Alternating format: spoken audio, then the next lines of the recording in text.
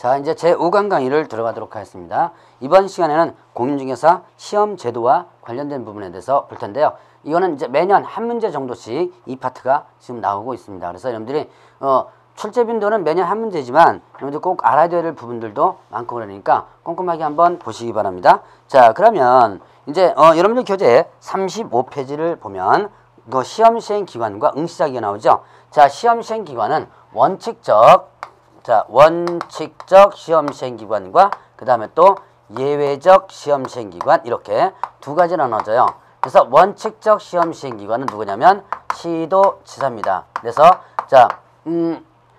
공인중개사가 되고자 하는 자는 특별시장 관계성 도지사 즉 시도지사가 시행하는 시험에 합격해야 된다라는 요 규정 때문에 일단은 원칙적 시험 시행 기관이고요. 자, 예외적 시험 시행 기관은 누구냐면 국토교통부 장관이에요. 자, 국토교통부 장관이 시험 수준의 균형 유지를 위해서 직접 출제할 수도 있고 직접 시험을 시행할 수도 있습니다. 자, 옛날부터 이 규정에 의해서 시도지사가 시험을 직접 치르고요. 그다음에 시험장도 직접 섭외하고 학교 같은 거 접수도 구청에서도 하고 그랬었어요. 자, 그리고 출제는 국토교통부 장관이 하고 그랬었는데 이게 이제 11회까지입니다. 근데 이게 귀찮잖아요. 이게 하기가. 그러니까 내가 할 일을 다른 사람한테 맡겨버립니다. 자, 맡기는 걸 뭐라 그런다? 위탁이라고 그러죠. 시험을 위탁을 하게 돼요. 자, 시험을 위탁하게 되는데 이때 위탁권자는 시험 시행 기관의 장 이렇게 됩니다. 자, 시험 시행 기관의 장 하면 이거는 국토교통부 장관과 시도지사를 모두 묶어서 하는 거예요. 자, 올해 누가 시험을 시행하는지 모르기 때문에 이렇게 시험 시행 기관의 장이라는 궁여지책의 문구가 나온 거다라고 볼 수 있어요. 자, 그러면 이제 이런 시험 시행 기관의 장이 어디다 위탁할 수 있다? 공기업 또는 준정부기관 했죠. 자, 공기업 또는 준정부기관이나 아니면 또 공인중개사 협회에 위탁할 수 있다 이렇게 됩니다. 자, 공기업 하면 여러분들 뭘 기억하면 돼요? 공사 기억하면 되죠. 준정부기관 하면 여러분들 뭘 기억하냐면요. 공단 있어요. 공단. 자, 그래서 시험은 지금 산업인력공단에 위탁되어 있죠. 그리고 공인중개사협회에 위탁될 수도 있습니다. 근거 규정이 있어요. 그러면 공인중개사협회는 개업 공인중개사가 모인 단체죠. 그렇기 때문에 이 공인중개사협회에다가 만약에 위탁되면 시험 문제가 난이도가 꽤 높아질 수 있을 가능성이 높습니다. 자, 그래서 여러분들이 여기에다가 위탁될 수 있는 근거 규정이 있으니까 여기에 위탁되기 전에 여러분들이 열심히 공부해서 합격을 해주셔야 돼요. 자, 그래서 여기다 위탁을 할 수도 있다라는 부분들. 자, 이게 이제 시험의 위탁 부분이죠. 자, 이제 예외적으로 국토교통부 장관을 시행하는 부분도 있는데 이때는 국토교통부 장관을 시행할 때는 공인중개사 정책심의위원회 의결을 거쳐서 직접 시행할 수도 있다는 거 구분해 주시고, 자, 그러면 이제 응시 자격을 보죠. 응시 자격은 나이불문, 국적불문. 나이불문 누구도 볼 수 있다. 미성년자도 볼 수 있고요. 국적불문 누구도 볼 수 있다. 외국인도 볼 수 있어요. 자, 그런데 응시 자격에 제한이 있습니다. 그래서 응시가 불가능자 있죠. 자, 여러분들 교재 보면 이제 36페이지에 나오는 응시 불가능자에는 몇 가지가 나와요? 두 가지가 나오죠. 공인중개사 자격이 취소된 자. 자, 자격 취소자와 그 다음에 또 부정행위자 이렇게 지금 두 가지가 나온다. 자, 공인중개사 자격이 취소되는 자는요. 이거는 취소된 날로부터 몇 년간? 3년간 시험에 응시하지 못한다. 공인중개사 자격이 취소되면 3년간 응시하지 못하고 부정행위자는 어떻게 돼요? 부정행위자는 자, 예를 들어서 부정행위자는 뭐죠? 컨닝하다가 잡히거나 대리시험 하다가 잡히고 이런 거죠. 자, 그러면 이때 부정행위자는 그 시험을 무효로 합니다.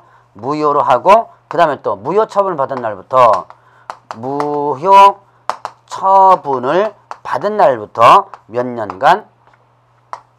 5년간 시험에 응시하지 못한다라고 됐습니다. 자, 요거 여러분들 주의해서 보시기 바랍니다. 자, 그래서 부정행위자는 일단은 시험이 무효가 된다. 그리고 무효 처분을 받은 날부터 몇 년? 5년간 시험을 못 본다라고 하는 거, 그거 여러분들 주의하시고, 어쨌든 응시 불가능한 자는 자격 취소되면 3년간 취소된 날부터 3년이고, 부정행위자는 무효 처분을 받은 날부터 5년 이렇게 된다는 것들 구분해 놓으세요. 그러면 예를 들어서 이런 거 있죠.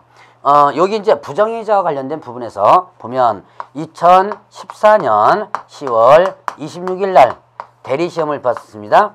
대리시험을 해가지고 합격을 했어요, 일단. 그럼 부정이자는, 부정이자는 2014년 10월 26일 날 했죠. 그런데 2015년 10월 26일 날 요게 부정행위가 적발이 된 거예요.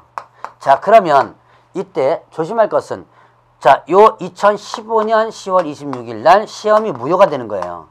도로 소급해서 2014년으로 넘어가는 게 아니라 15년으로 무효가 되는 시점이 이렇게 넘어가고, 그때부터 몇 년이에요? 5년 이렇게 되죠. 그러니까 시행일로부터 5년이 아니라는 거, 그걸 여러분들이 주의해서 보시기 바랍니다. 자, 그러면 이제 시험 방법과 관련된 부분을 보면 여러분들 교재 37페이지에 자, 시험 실시와 방법, 구분 실시, 동시 실시 이렇게 됩니다.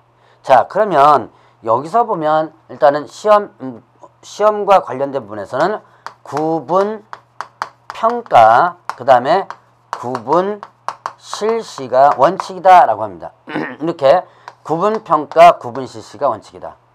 자, 그러면 구분 평가와 구분 실시다 라고 한다면 이거는 어떻게 되는 거예요?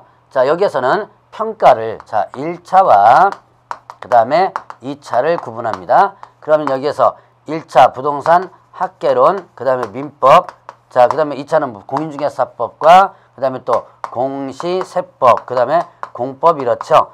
자, 구분평가란 여기에 1차와 2차를 각각 구분해서 평가한다.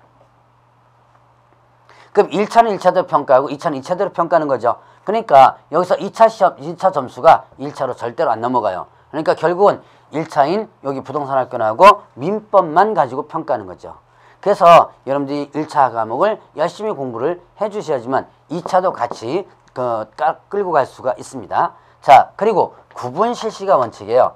1차를 일단 보고 나서, 자, 1차를 보고 납니다. 1차 합격자가 나오죠? 그러면 다시 어떻게 돼요? 2차를 갖다가 시험을 날짜를 다시 잡아서 보는 거. 많은 시험들이 이렇게 보죠. 법무사나 세무사나 이런 것들은 1차 시험을 보고 나서 그 다음에 또 2차 시험을 따로 이렇게 보는 거죠. 자, 그런데 지금 이렇게 공인중개사 시험도 1차와 2차를 따로따로 보는 구분 실시가 원칙인데요. 그러나 예외로 뭐다? 동시에 실시할 수 있는 예외 규정이 있습니다. 이것 때문에 지금 현재 1차와 2차를 같은 날, 올해 같은 경우는 어떻게 돼요? 토요일 날 보죠. 10월 24일인가요? 25일인가? 자, 여기 토요일 날 보게 되는데 같은 날 1차와 2차를 같이 보는 거예요. 자, 그래서 동시 실시와 관련된 부분은 일단은 예외적으로 동시 실시는 지금 현재 동시 실시도 있죠. 1차와 2차를 같이 보는 거. 그럼 이제 같은 날 1차와 2차를 봅니다. 1차 시험 불합격합니다. 2차 시험은 무효입니다. 자, 1차 시험 불합격한 자의 2차 시험은 무효가 되고요. 그럼 거꾸로 1차는 합격했습니다. 2차는 어떻게 돼요? 불합격했어요. 그러면 1차가 일단 합격했기 때문에 1차에 대해서 면제를 해주는데 어떻게 돼요? 다음 회 시험에 안에서 이렇게 됩니다. 자, 다음 회 시험에 안에서 시험을 면제한다라고 볼 수가 있죠. 자, 여기서 조심할 것은 다음 시험에 1차를 면제하는 게 아니에요. 다음 회가 들어가지면 돼요. 예를 들어서 25회 때 1차 합격했으면 26회만 면제가 되는 것이지, 자, 26, 27, 28 다 면제가 되는 것은 아니란 얘기예요. 자, 그거 조심을 하시고요. 자, 그러면 이제 시험 방법은, 자, 1차 시험 같은 경우는 선택형을 출제하는 걸 원칙으로 하되, 여러분 37페이지 나와있죠? 하단 부분에. 자, 선택형을 출제하는 걸 원칙으로 하되 주관식 단답 또는 기평을 가미할 수가 있고요. 2차 시험 같은 경우는 논문형을 출제하는 걸 원칙으로 하되 주관식 단답형 또는 기평을 가미할 수 있다. 자, 이렇게 나와 있어요. 자, 여러분들 교재 보면 분명히 1차 시험은 선택형을 원칙으로 하는데 주관식 단답형 또는 기평을 가미할 수 있다 그랬고요. 자, 그러니까 1차 시험 같은 경우는 선택형 1, 2, 3, 4, 5 3, 4, 5 다음 중 틀린 것을 골라라 이런 거예요. 자, 그리고 주관식 단답형 또는 기평 가미할 수 있다. 다음 괄호 안에 넣으시오 이렇게 됐습니다. 근데 지금까지 이렇게 괄호 안에 써넣으시오, 직접 써넣으시오라는 문제는 안 나왔었어요. 왜 그러냐? 응시자가 10만 명 넘고 20만 명 넘었습니다. 그러면 이거를 예를 들어서 5문제씩만 이렇게 나와도 이거 채점하려면 엄청나게 시간이 걸리겠죠. 그래서 지금 이렇게 단답형은 안 나오고 이건 뭡니까? 선택형만 나오는 거예요. 근데 2차 시험을 보세요. 2차를 보니까 2차 시험은 논문형으로 출제하는 걸 원칙으로 하되 주관식 단답변 등 기평을 가미할 수 되겠죠. 그러면 여기서 보면 어떻게 돼요? 이거는 논문형이 나오죠. 근데 지금 논문형 나오나요? 논문형 안 나오죠. 자, 이거는 바로 동시실시라는 예외 규정 때문에 그래요. 만약에 동시실시할 경우는 2차 시험도 선택형을 원칙으로 할 수 있다라는 그런 개념 때문에 지금 1차와 2차 모두 어떻게 된다? 자, 선택형으로 지금 하고 있다라고 볼 수 있습니다. 자, 그러면 이제 38페이지 보니까 출제위원과 관련된 부분이죠. 자, 출제위원은 어떻게 한다? 이거는 시험 문제를 출제, 그 다음에 선정, 그리고 검토, 채점하는 사람까지를 모두 합쳐가지고 뭐라 그런다? 출제위원이라고 한다. 자, 그래서 시험 문제를 출제하거나 선정, 검토, 채점하는 사람 모두 출제위원이라고 그러는데요. 우리가 보통 이제 어떻게 출제하냐면 출제위원이 각 과목별 2명이 들어갑니다. 2명이 들어가서 각 80문제씩 출제를 해요. 출제위원회 각 80문제 출제하면 한 과목당 160문제가 출제됩니다. 그 중에서 그걸 이제 선정검토위원회에게 넘기는 거예요. 자, 뭐 좀 3일 동안 호텔에서 합숙한다 그래요. 선정검토위원회에게 넘기면 선정검토위원이 각 과목별 160문제 중에서 난이도 조절해 가면서 40문제 추려내는 거예요. 추려내가지고 이제 시험 문제를 최종적으로 결정을 해야 되는데, 자, 채점하는 사람도 출제위원회 들어간다 그랬죠. 이건 왜 채점하는 사람이냐? 여러분들이 주관식 그건 또 논문형으로 나올 때는 직접적으로 사람이 채점해야죠. 그것도 출제위원회 들어간다 그랬죠. 자, 그러면 이런 출제위원은 누가 임명 또는 위촉하느냐? 시험 시행 기관의 장. 자, 시험 시행 기관의 장이 출제위원을 일단은 임명 또는 위촉한다. 어떤 사람의 부동산 중개업 관련 분야에서 학식과 경험이 풍부한 자. 자, 이 부동산 중개업 관련된 분야에서 학식과 경험이 풍부한 자 중에서 출제위원을 일단은 임명 또는 위촉한다 그래요. 자, 그러면 이런 출제위원회는 출제위원과 관련된 부분은 일단은 신뢰도를 떨어뜨리는 행위에서는 안 됩니다. 자, 여러분들 교재 39페이지에 이런 내용이 나오죠. 신뢰도를 저하시킨 출제인을 조치하는 부분 나옵니다. 거기 보니까 신뢰도를 크게 떨어뜨린 행위는 출제인이 있을 때 그 명단을 다른 시험 시행기관의 장민 당의 출제위원회에 소속하고 있는 기관의 장에게 통보하라 그랬어요.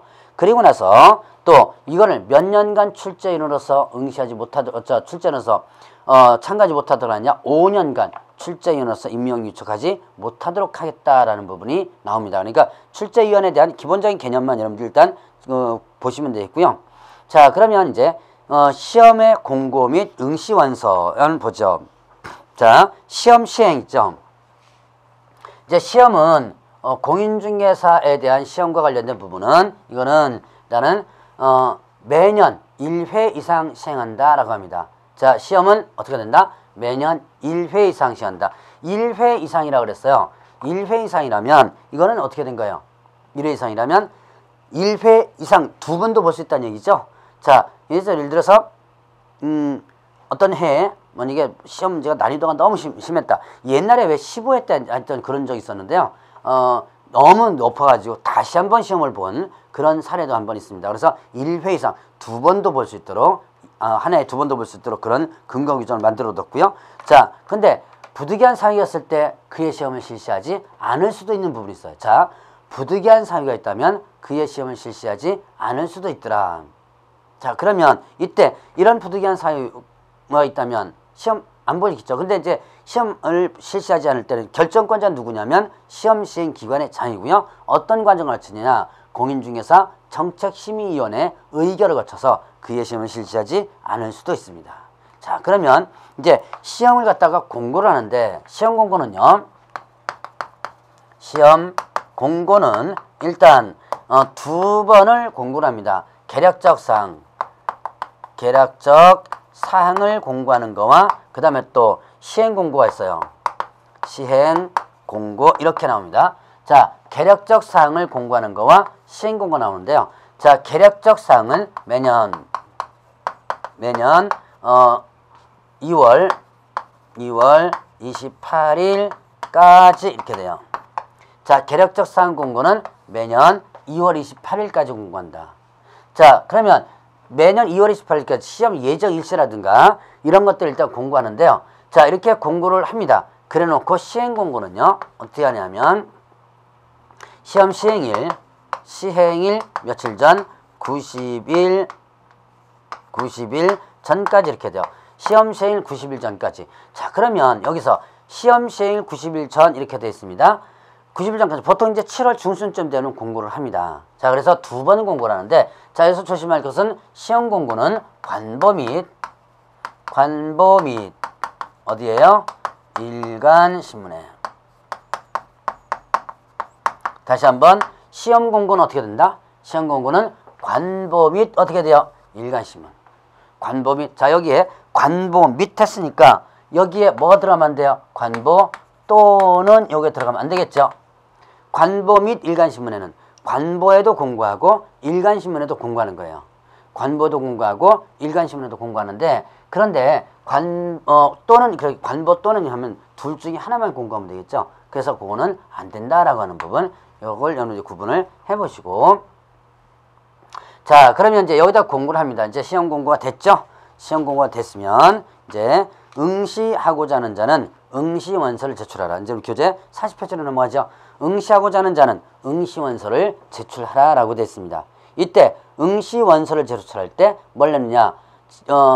응시수수료를 내게 되는데요. 자, 응시수수료가 일단 세 가지로 나타나게 돼요. 자, 응시수수료는, 자, 여러분들 이제 앞부분에서 공인중개사 시험 시행과 관련된 부분 있죠? 자, 다시 한번 볼까요? 원칙적 시험 시행기관이 누구죠?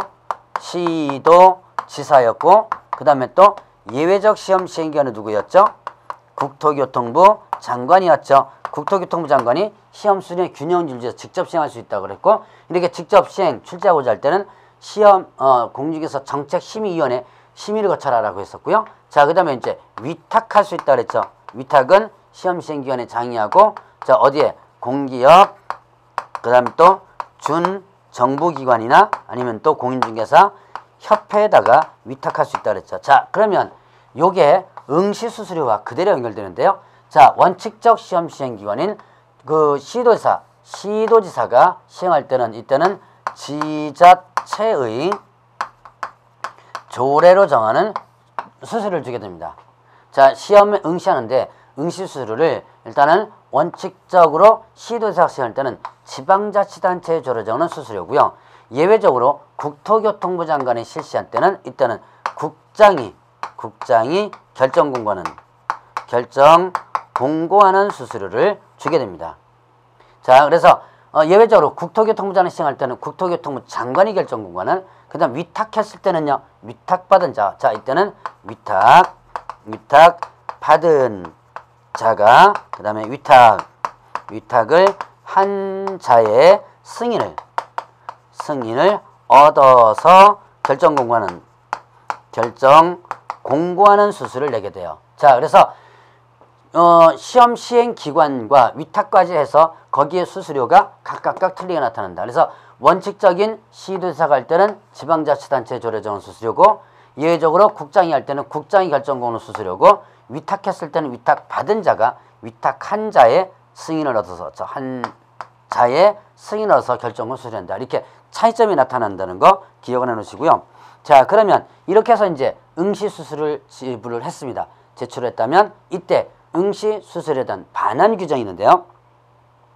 자, 일단 응시수수료를 납부한 자가 응시의사를 철회하는 경우는 어떤다? 응시의사를 철회하게 되면 이때 전부 또는 일부를 반환해야 한다 그랬습니다. 자, 여기서 조심할 것은, 자, 응시의사를 철회하면 전부를 반환한다. 틀립니다. 응시의사를 철회하면 전부를 반환한다. 틀리고, 일부를 반환한다. 틀려요. 자, 전부를 반환하는 규정도 있고 일부를 반환하는 규정도 있습니다. 그 두 가지를 여러분들 구분해 주시고요. 전부를 반환한다 X, 일부를 반환한다 X, 전부 또는 일부를 반환한다 이렇게 구분해 주시고요. 자, 그러면 이때 반환 절차 방법은 시험 시행 공고에서 정하는 바에 따르는데 그 반환 기준이 있죠. 자, 반환 기준은 5가지 반드시 여러분들이 기억을 해 놓으셔야지만 됩니다. 자, 일단은 수수료를 과혼합했습니다. 과혼합했다면 어떻게 된 거예요? 과혼합은 이때는 잘못 더 낸 거죠. 더 냈다면 더 낸 부분의 전부. 그래서 과혼합했다면 과혼합의 전부 이렇게 되죠. 그 다음에 또 시험 시행기관에 귀책사유로 응시하지 못했다라고 한다면 이때는 수수료 전부. 자, 시험 시행기관에 귀책사유라면 이건 누구 잘못이에요? 시험 시행기간의 귀착 사유라면 이거는 당연히 어떻게 된다? 여기는 그 시험 시행기간이 잘못한 거죠. 그런데도 이거는 그 심각한 문제죠. 그러나 어쨌든 현재는 응시 수수료 반환 규정밖에 없습니다. 그래서 이때는 수수료 전부, 납입한 수수료 전부를. 자, 그 다음에 접수 기간 내 취소합니다. 접수 기간 내 취소하게 되면 어떻게 한다? 이때는 납입한 수수료 전부. 접수 기간 내는 다 받아낼 수 있습니다. 자, 그리고 접수 기간 마감일 다음 날부터 7일 이내. 자, 접수 기간 마감일 다음 날부터 7일 이내. 그럼 여기서 접수 기간 마감일부터 7일 하면 틀려요. 자, 여기서는 이제 좀 조심할 문구가 많습니다. 접수기간 마감일부터 7일 이내 그럼 틀리고요. 마감일 다음 날부터 시작합니다. 다음 날부터 7일 이내. 자, 취소를 하게 되면 이때는 100분의 60. 그리고 그 7일이 경과된 날부터 시험 시행일 며칠 전? 시험 시행일 뭡니까? 시험 시행일 10일 전이죠. 시험 시행일 10일 전까지만 취소하게 되면 이때는 100분의 50. 자, 여기 좀 그 교재가 잘못됐는데요. 모타가 좀 난 것 같네요. 자, 여러분들 교재 보세요. 40페이지에 위 7일 기간이 경과한 날로부터 7일 이내 접수를 취소하는 경우, 요게 7일이 아니라 7일이 경과한 날부터 시험 시행일 10일 전까지 이렇게 집어집니다. 제가 잡아내지 못했네요. 자, 다시 한번 보죠. 오타를 하나 잡아냈습니다. 자, 거기에 그 여러분들 40페이지에 보면 2번 있죠? 반환 기준의 2번. 위 7일 기간이 경과한 날부터 7일 이내 접수 취소하는 경우, 요 7일이 아니라 7일이 경과한 날부터 시험 시행일 10일 전까지 접수를 취소하면 요때는 100분의 50 이렇게 됩니다. 거기 그 잘못된 거 여러분들 좀 고쳐 주시고요. 자, 그러면 이제 이렇게 해서 반환 기준이 있고요. 자, 그러면 시험 합격자 결정 및 자격증 교부 보죠. 합격자 결정. 자, 일반적인 합격자 결정은 어떻게 돼요? 일반적 합격자 결정은 1차, 2차 각각 구분해서 1차, 2차 각각 구분해 가지고 어떻게 된다? 일단은 뭐가 있습니까? 각각별 40점, 평균 60점 넘어가면 되겠죠? 자, 그냥 각각 20점 뭡니까? 각각별 40점이 올라와야 돼요. 이거는 과락제도라 그래서 40점 올라와야 되고, 그 다음 평균 60점 이상이면 일단 합격한다. 자, 그런데 이제 두 가지 예외적인 부분이 있어요. 선발 예정 인원 공고와 최소 선발 인원, 최소 선발비율 공고. 자, 선발 예정 인원을 공고하는 경우와 그 다음에 또 최소 선발 인원 또는 최소 선발 비율을 공고하는 경우 있죠. 자, 선발 예정 인원 공고와 최소 선발 인원, 최소 선발 비율을 공고하는 건데요. 이 공고는 누가 한다? 공고는 시험 시행 기관에 장의하게 됩니다. 그러면 선발 예정 인원 공고는 올해 예를 들어서 3,000명 뽑겠다 이런 거예요. 자, 올해 예를 들어서 3,000명 뽑겠다. 인원수를 아예 잘라버리는 거죠. 많은 시험에서 이렇게 많이 하죠. 올해 인원수에 대한 부분을 이렇게 딱 정해놓고 자, 이렇게 합니다. 근데 이렇게 3,000명을 뽑겠다라고 했다면 일단은 1차 시험은 일단은 절대평가입니다. 1차 시험은 평균 60점, 가까움 40, 평균 60점이 일단 합격시키고요. 2차 시험에 한해서 자, 고득점자 순으로 합격자를 결정해야 된다. 자, 이렇게 3,000명을 뽑겠다라고 한다면 이때는 2차 시험에서 가까운 별 어떻게 한다? 고득점자 순으로 합격자를 결정해야 된다. 자, 그러면 일단은 2차 시험에서는 전 과목 총득점에 고득점자 순으로 한다 그랬죠? 그러면 1등부터 몇 등까지? 2차 시험에서는 1등부터 3,000등까지를 합격 선을 하는 거죠. 그리고 요 3,000등 할 때 딱 뭐가 제되는 사람이 있습니다. 소위 말하는 동점자죠. 동점자는 모두 합격 처리를 해요. 자, 이렇게 선발 예정하는 공고는 9회 시험 때까지 있었습니다. 9회 시험 때 3,000명 뽑겠다고 공고했었고 8회 시험 때 2,000명 뽑겠다고 공고를 했었습니다. 그러다가 10회 시험부터는 이런 선발 예정 공고 제도가 일단 없어지게 되고요. 지금은 일단 가까운 별 40, 평균 60점이면 무조건 합격시킨 걸로 돼 있습니다. 자, 이런 제도가 있었고요. 그 다음에 또 최소 선발 인원 또는 최소 선발 비율 제도가 있었는데 최소한의 인원을 보장해 주는 거예요. 올해는 최소한 예를 들어서 10,000명을 뽑아주겠다. 올해는 최소한 2차 시험 응시자 대비 뭐 예를 들어서 15%는 뽑아주겠다. 뭐 이렇게 되는 것이 바로 뭐냐면 최소 선발 인원, 최소 선발 비율 제도 공고입니다. 그럼 이거는 최소한의 인원수를 갖다가 보장해 주는 건데요. 자, 보죠. 올해 만약에 이제 만약입니다. 올해 진짜 이런 게 아니고 제가 이제 이 말을 이렇게 강의하다 보면 예를 든 거를 갖다 여러분들이 실제 상황으로다가 보는 경우가 종종 있습니다. 강의 듣다 보면. 자, 근데 만약에라는 전제 조건을 썼죠. 자, 올해 만약에 10,000명을 뽑아주겠다라고 최소 선발 인원을 공고를 했어요. 그랬다면 올해는 그냥 무조건 10,000명 뽑아주는 거예요. 자, 어떻게 하느냐. 10,000명을 뽑아주겠다라고 하는데 만약에 60점 이상짜리가 15,000명 나왔습니다. 그러면 최소한 10,000명을 뽑아주겠다. 최소한에 대한 개념이죠. 그래서 5,000명 다 합격시켜요. 15,000명 다 합격시킵니다. 60점 이상짜리가 20,000명 나왔다고 20,000명 다 합격시켜 주는 거예요. 자, 이렇게 그냥 인원수를 넘어가면 다 합격시켜 주는데요. 그럼 언제 도대체 적용하느냐? 올해 10,000명 뽑아주겠다고 약속을 했는데 시험 문제가 어렵게 나와가지고 5,000명 밖에 인원수가 안 나온 거예요. 자, 그러면 어떻게 됩니까? 올해 몇 명 뽑아줘 약속을 했죠? 몇 명 뽑아주기로 10,000명 뽑아줘 약속했죠. 그러니까 자, 2차 시험에서 자 60점 밑에 있는 사람들 있죠? 그거를 60점으로 5,000명대까지를 끌어올려주는 거예요. 자, 60점짜리가 5,000명밖에 안 나왔다면 60점 안 되는 사람 중에서 어떻게 된다? 5,000명을 끌어서 10,000명을 채워주는. 그러니까 이거는 60점이 안 돼도 어떻게 돼요?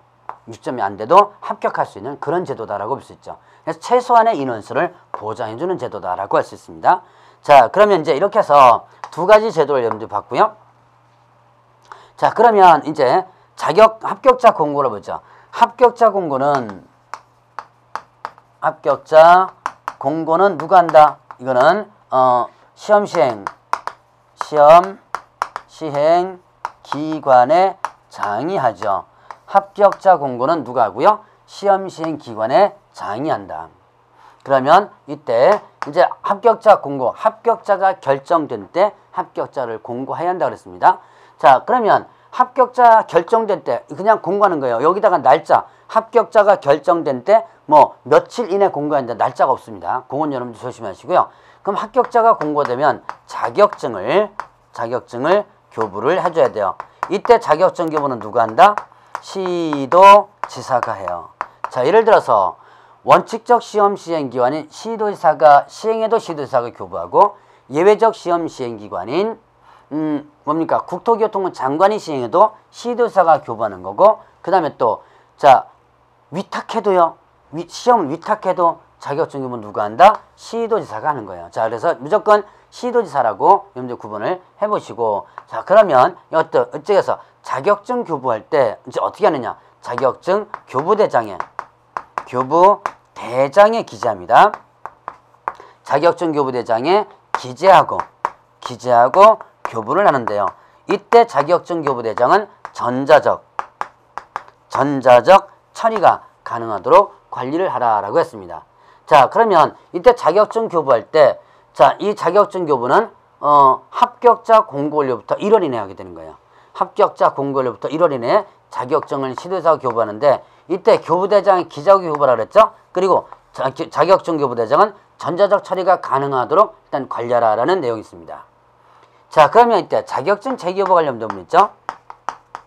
자격증에 대한 재교부. 자, 자격증을 다시 교부해 주는 건데요. 잊어버리거나 못 쓰게 됐을 때, 자, 자격증에 대해서 잊어버리거나 못 쓰게 됐을 때 재교부 신청을 할 수 있습니다. 근데 이때 누구에게 재교부 신청하느냐? 이때는 자, 교부한 어디 시도지사에게 재교부 신청을 할 수 있도록 해요. 자, 다시 한번 하면 교부한 시도지사에게 재교부 신청을 할 수 있다. 그러니까 예를 들어서 자격증을 서울특별시에서 교부받았습니다. 그리고 저쪽에 전라도 광주나 저 경상도 부산으로 이사를 간 거예요. 근데 자격증이 갑자기 없어졌습니다. 그럼 재교부 신청하러 어디까지 와야 돼요? 서울까지 와줘야지만 되는 거예요. 처음에 자격증을 교부한 시도지사에게 재교부 신청을 할 수 있고요. 이때 재교부 신청할 때 지방자치단체에 조례정은 수수료를 내도록 하고 있습니다. 자, 그러면 이제 이렇게 해서 공인중개사 자격과 관련된 부분을 어느 정도 정리가 되는데, 자, 이제 42페이지를 보면 자격증 양도대여와 그 다음에 또 유사 명칭 사용 금지에 대해서 살펴보도록 하겠습니다. 자, 자격증 양도대여. 여러분들 이제 두 가지가 있는데, 자격증 양도대여는 자격증 빌려주는 거죠. 자, 자격증에 대한 양도, 그 다음에 대여, 그리고 뭐를 양수를 금지한다. 이렇게 됐습니다. 자, 자격증 양도대여 양수를 금지한다. 자, 그러면 이거는 뭐냐? 자격증 뭐 빌려주는 거, 여러분들이 어떤 자격증이든지 꼭 공인중개사 자격증 말고 여러분들이 가지고 있는 어떤 자격증이든지 빌려주는 건 모두 다 금지할 거예요, 아마. 국가 자격증은 절대로 빌려주는 것. 자, 지금 여러분들이 뭐 공인중개사 이거 지금 얘기하고 있지만 그 외 다른 국가 자격증도 빌려주는 건 다 금지예요. 그리고 만약에 국가 자격증을 빌려줬다가 걸리면 그 자격은 취소됩니다. 그럼 뭐 어떤 자격증은 마찬가지예요. 그래서 이렇게 자격증 양도대여라든가 양수를 금지한다. 주는 거, 받는 것을 모두 금지하는 거예요. 자, 그러면 이런 자격증 양도대여, 이제 어떻게, 법 규정은 어떻게 됐냐? 자, 공인중개사는 다른 사람에게 자기의 성명상에서 중개업을 하게 하거나 또 자기 공인중개사 자격증을 양도대해서는 안 된다, 이렇게 나오죠. 그 다음에 또, 누구든지 다른 사람의 공인중개사 자격증을 양수하고, 하거나 대여받아서 이를 사용해서는 안 된다, 이렇게 나와요. 자, 그래서 그 부분 양도대여 양수를 금지한다. 만약에 양도대 양수하다 걸리면 일단은 자격이 어떻게 됩니까? 취소돼요. 자격이 취소되고 그 다음에 또 자, 양도대여 하면 자격 취소되고요. 형벌 1년 이하 징역 또는 1천만 원 이하 벌금형에 처하게 됩니다. 자, 자격 취소되고 1년 이하 징역 2천원 벌금. 자, 양수 받은 자도 1년 이하 징역 또는 1천원 벌금. 자, 형벌은요. 준 자와 받은 자가 모두 어떻게 된다? 일단 형벌 1년 이하 징역 또는 1천원 벌금 해당됩니다. 자, 그러면 일단은 준 자는 당연히 어떻게 돼? 자격 취소되고. 근데 이제 여러분들 교재 보면 관련된 판례가 나오는데요. 자, 43페이지 보니까 공인중개사가 비록 스스로 몇 건의 중개 업무를 직접 수행한 바 있더라도 적어도 무자격자가 거래를 성사시켜 작성한 계약서에 자신의 인감만 날인하는 방법으로 자신이 직접 한 것처럼 이렇게 형식만 갖추었을 뿐 무자격자라 하여금 자기의 명의로 공인중개사 업무를 수행하도록 한 것이므로 자격증 대여행위에 해당된다. 이런 내용이 있어요. 자, 이건 뭐냐면 자, 내가 지금 공인중개사 자격을 빌려줄 목적으로 내 명의로 개설 등록한 거예요. 그런데 여기에서 내 명의로 개설 등록한 내가 간단하게 몇 건만 내가 실질적으로 형식적으로 한 거죠. 그래놓고 다른 사람한테 넘겼어도 이건 자격증 양도대에 해당된다. 자, 요거는 제가 자격증 양도대와 관련된 부분은 등록증 양도대와 비교 설명할 때 한 번 더 설명을 하도록 하겠습니다. 자, 그 다음에 또 유사명칭에 대한 사용금지가 있습니다. 사용금지. 자, 유사명칭 사용금지. 이거는 공인중개사 아닌 자는 중개사가 아닌 자는 공인중개사 또는 이와 유사명칭에 대해서 사용을 금지한다. 이런 내용이 있어요. 자, 공인중개사가 아닌 자가 누구죠? 공인중개사가 아닌 자, 얘는 자격을 취득하지 않은 자를 얘기하죠. 자, 자격 취득하지 않은 자, 얘가 공인중개사 또는 이와 유사명칭을 사용해서는 안 된다. 즉, 자격 취득하지 않았으니까 당연히 어떻게 돼요? 공인중개사 자격을 취득하지 않았으니까 당연히 공인중개사 쓰면 안 되겠죠. 그래서 공인중개사 또는 이와 유사명칭을 사용해서는 안 된다라고 하는 거, 요걸 여러분들 주의해서 보시기 바랍니다. 자, 그래서 이런 유사명칭 사용금지 부분에서 보면 또 관련 판례가 나오죠. 무자격자가 자신의 명함에 부동산 유수 대표라는 명칭을 기재하여 기용한 것은, 자, 이거는 뭐 된다? 공인중개사와 유사한 명칭을 사용한 것에 해당한다 그랬죠. 자, 보면 자, 여기에 이거는 동업관계사 나오는 건데요. A는 공인중개사 자격이 있고요. 자, 이거는 자격이 있는 사람이고, 그 다음에 B는 공인중개사 자격이 없는 사람이에요. 자, 그러면 A는 자격이 있고 B는 자격이 없는데요. 자, 얘는 공인중개사 자격만 있지 아무것도 없어요. 나머지는 경험도 없고 돈도 없어요. 자, 그럼 B는 자격증만 없을 뿐이지 다 있습니다. 경험도 많고 돈도 많고. 그러면 어떻게 돼요? A와 B가, 자, 돈은 누가 되고 B가 되고, A는 공인중개사 자격증이 있으니까 자기 명의로 개설 등록을 하고 그래놓고 같이 영업을 하는 거. 이거를 뭐라 그러냐면 동업관계라고 합니다. 자, 그러면 이런 동업관계에서는 일단은 법적으로 사장이 누구예요? 법적으로는 얘가 A가 자격증 있고 자기 면허 개설 등록했으니까 사장이고, 자, 법적으로 B는 자격증 없으니까 중개보존이 되죠. 그러나 실질적으로 보세요. 실질적으로는 누가 사장이에요?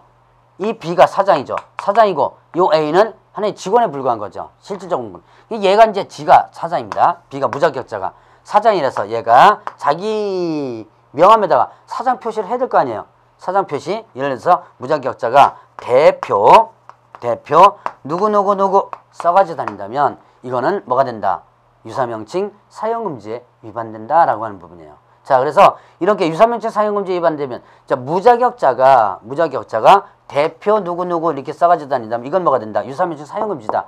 그래서 걸리면 이것도 마찬가지로 1년 이하 징역 또는 1천만 원의 벌금에 해당된다는 부분이에요. 자, 그래서 여기까지가 공인중개사 시험과 관련된 부분인데요. 여러분들이 이런 공인중개사 시험 관련된 부분, 특히 양도대여 부분이라든가 이런 것들은 좀 조심해서 기억을 해 놓으시고요. 다음 시간에는 중개업 등록과 관련된 부분에 대해서 살펴보도록 하겠습니다.